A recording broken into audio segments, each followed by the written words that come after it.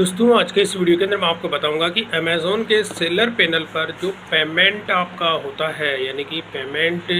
Amazon की ओर से particular एक टाइम होता है। टाइम से मतलब कि हर हफ्ते आपका पेमेंट जो होता है अमेज़ॉन की ओर से रिलीज़ किया जाता है। और उसी के अंदर जब आपका पेमेंट यानी सेम डे पे जब आप देखते हैं, जैसे कि आज की डेट है 31 अगस्त और आज की जो डेट है पेमेंट अमेज़ॉन की ओर से मुझे इसमें आएगा 7,308 रुपये की। और यहाँ पर आप देखेंगे ये पेमेंट मेरा जो है कैश ऑन डिलीवरी का है। तो कैश ऑन डिलीवरी का पेमेंट यहाँ पर आप देखते हैं तो रिक्वेस्ट पेमेंट की यहाँ पे ऑप्शन भी दे रहा है कि आप अगर इस पेमेंट की रिक्वेस्ट करते हैं तो ये पूरा का पूरा पेमेंट आपके अकाउंट में ट्रांसफ़र कर दिया जाएगा। और ठीक इसी तरह से ये होता है प्रीपेड ऑर्डर जो होते हैं उसके भी 4,341 रुपये है। इसका भी यहाँ पर रिक्वेस्ट पेमेंट की जो है ऑप्शन यहाँ पे देख रहा है, मतलब उसके अंदर ये पूरा अमाउंट दिखा रहा है। अगर मैं यहाँ पर दिखाऊँ आपको प्रीपेड ऑर्डर तो इसके अंदर भी आप देखेंगे कि ये 4,341 रुपये 52 पैसे। अब इसमें होता क्या है कि जैसे आज 31 तारीख है और आज की डेट में जो आपकी पिकअप होती है, पिकअप से मतलब जो ऑर्डर अगर पेंडिंग है और आपकी रिक्वेस्ट अगर आप जैसे मान के चलो रिक्वेस्ट नहीं करते हैं पेमेंट की, और ये जो पेमेंट आपका रिलीज़ होगा अप्रॉक्स आज इवनिंग में 4 से 5 बजे के बाद में जो है पेमेंट आपका इसमें रिक्वेस्ट जो होती है मतलब क्रेडिट की जो रिक्वेस्ट होती है 5 बजे के बाद आपके बैंक अकाउंट के अंदर ट्रांसफ़र किया जाता है अमेज़ॉन की ओर से। और उस रिक्वेस्ट से पहले अगर आपके कोई ऑर्डर होते हैं और ऑर्डर को जब पिकअप होते हैं तो पिकअप के टाइम पे ये अमाउंट आपका जो है कम हो जाता है। अगर आप चाहते हो कि ये जो पेमेंट होती है मेरा नेक्स्ट जो पिकअप हो या नेक्स्ट मेरी जो पेमेंट का शेड्यूल हो उसमें से वो पेमेंट डिडक्ट की जाए, जैसे फॉर एग्जांपल मैं आपको बता देता हूँ, जैसे मैनेज ऑर्डर में मैं जाता हूँ और आज की डेट में कुछ ऑर्डर जो है मेरे पिकअप होने हैं। जैसे कि आज देखेंगे 8 ऑर्डर जो होते हैं वो मेरे पिकअप होने हैं और इसमें से आप देखेंगे कि कैश ऑन डिलीवरी के अंदर एक ऑर्डर ये मेरा कैश ऑन डिलीवरी का है, मतलब जितने मैं आपको कैश ऑन डिलीवरी के दिखा रहा हूँ तो ये जो पेमेंट होती है, जैसे ये एक ऑर्डर है, इस ऑर्डर का जो पेमेंट है अप्रॉक्स 150 रुपये मेरी शिपिंग चार्ज है। तो 150 रुपये की जो पेमेंट होती है वो कैश ऑन डिलीवरी का जो मेरा पेमेंट होगा उसमें से डिडक्ट होगी। सेकेंड वाला ये है, इसके 76 रुपीज़ मैंने सही शिपिंग चार्ज है, तो ये भी मेरे कैश ऑन डिलीवरी है, उस वाले पेमेंट में से कम होगी क्योंकि ये आज की डेट में है 31/8 को ये पिकअप होनी है। तो इस वजह से जब तक अगर मैं रिक्वेस्ट कर लेता हूँ, जैसे मैंने पहले कर दिया रिक्वेस्ट पेमेंट की, तो ये वाला जो डिडक्शन होगा इनका जो ईजी शिप के जो चार्जेस होते हैं वो मेरे नेक्स्ट पेमेंट जो मेरा शेड्यूल जनरेट होगा उसमें से वो पेमेंट डिडक्ट की जाएगी। जो कैश ऑन डिलीवरी के पेमेंट होते हैं मतलब ऑर्डर होते हैं उनका कैश ऑन डिलीवरी में से मैं जो शिपिंग चार्जेस होते हैं वो डिडक्ट किए जाते हैं। और जो प्रीपेड होते हैं, जैसे ये प्रीपेड है, ये भी प्रीपेड है और ये भी प्रीपेड है, तो जितने भी प्रीपेड ऑर्डर होते हैं उनका जो ईजी शिप चार्जेस होता है वो आपके प्रीपेड ऑर्डर होते हैं उन्हीं का जो अमाउंट होता है उसमें से डिडक्ट किया जाता है। और जो COD होते हैं उनका COD में से लेस किया जाता है। तो ये मोटा मोटी मैं आपको एक आइडिया बता देता हूँ कि ये टोटल मेरे 8 ऑर्डर है,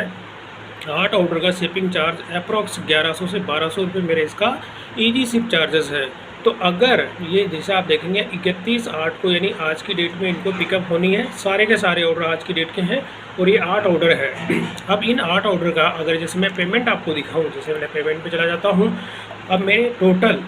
कुछ ऑर्डर मेरे COD के हैं, कुछ ऑर्डर मेरे प्रीपेड के हैं। तो अगर मैं यहाँ से इनको रिक्वेस्ट पेमेंट कर देता हूँ, जैसे अगर मैंने रिक्वेस्ट पेमेंट किया तो ये पूरी की पूरी पेमेंट जो 4,341 रुपये 52 पैसा है ये मेरे बैंक अकाउंट में क्रेडिट हो जाएगी। पहली चीज़ तो ये है। और अगर मैं इसको रिक्वेस्ट पेमेंट नहीं करता हूँ तो शाम को 5 बजे के बाद जब ये पेमेंट अमेज़ॉन की ओर से रिलीज़ की जाएगी तो इस पेमेंट में से जो ये प्रीपेड ऑर्डर है तो प्रीपेड में से जो ईजी शिप चार्जेस है, फॉर एग्ज़ाम्पल मेरे ऑर्डर के 600 रुपये के ईजी शिप चार्जेस है तो वो 600 रुपये इसमें से लेस हो जाएंगे। 4,300 की जगह मेरे पास 3,700 की पेमेंट जो होती है वो मेरे बैंक अकाउंट में क्रेडिट होगी अगर मैं रिक्वेस्ट नहीं करता। और अगर मैं यहाँ पे पेमेंट रिक्वेस्ट जो होता है, यहाँ पे मैंने रिक्वेस्ट पेमेंट की यहाँ पे अगर मैं सबमिट कर देता हूँ तो ये पूरी पेमेंट मेरे बैंक अकाउंट के अंदर क्रेडिट हो जाएगी यानी अगले दिन।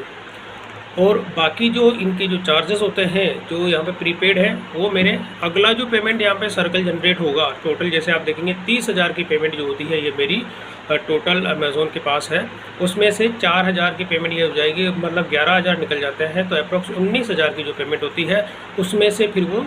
शेड्यूलिंग जो होती है यानी वो पेमेंट उसमें से डिडक्ट की जाएगी। तो ये तो हो गया